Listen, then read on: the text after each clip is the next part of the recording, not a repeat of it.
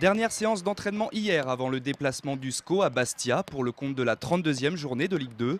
Un déplacement délicat, n'en pas douter, au vu du contexte corse. L'ambiance s'annonce particulièrement chaude au stade Furiani, d'autant plus que le Sporting Club de Bastia s'est relancé dans la course au maintien, malgré sa dernière place au classement. Le climat sera donc tendu, mais les joueurs s'y attendent, non sans une certaine excitation. Je pense que là ça va être chaud, notamment dans les tribunes. Je pense que ça va être compliqué. On sait que le contexte c'est particulier là-bas, mais bon, c'est toujours des bons matchs à jouer. C'est des matchs où on dit que c'est difficile, mais quand on rentre de là-bas, on se dit ouais, finalement c'était sympa, il y a une bonne ambiance. C'est vrai que ça met le feu, mais c'est bien, c'est bien. On va voir si.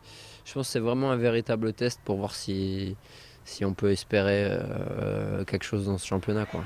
Un match test donc que les Angevins abordent avec le bon état d'esprit. Après leur victoire importante contre Vannes le week-end dernier, les hommes de Jean-Louis Garcia affichent une certaine sérénité. Face à une équipe bastiaise qui compte bien faire le jeu chez elle et se tourner vers l'offensive, le coach angevin fait le pari de l'expérience dans la sélection des 16 joueurs qui prendront la direction de Furiani. Et avec le retour de Gaëtan Charbonnier, suspendu après son expulsion à Brest, l'entraîneur du SCO dispose d'un groupe quasiment au grand complet. J'ai beaucoup de possibilités, j'ai un groupe de qualité, j'ai quand même dans la sélection des 16 déjà, j'ai mis l'accent sur le vécu, sur l'expérience.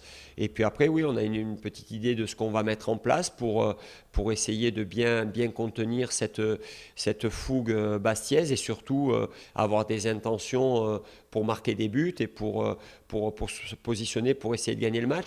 L'entame de match pourrait être déterminante. Une ouverture du score serait de bon augure pour les Angevins. Cette saison, lorsque Bastia a concédé le premier but, l'équipe n'est jamais parvenue à redresser la tendance, concédant ainsi 14 défaites pour seulement 3 nuls.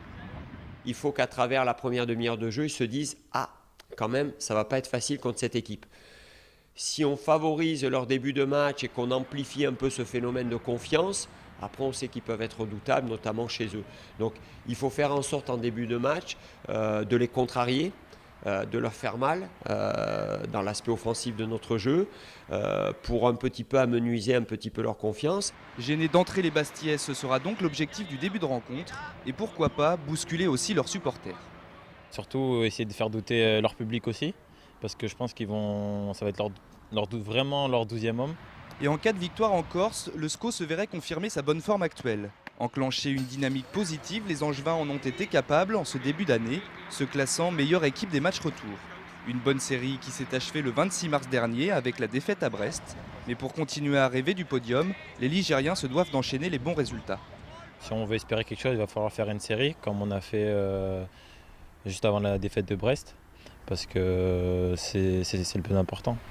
Aujourd'hui, plus question de se cacher. Pour les Angevins, l'important est d'engranger les points pour refaire leur retard sur Metz, 3e, désormais à 3 longueurs.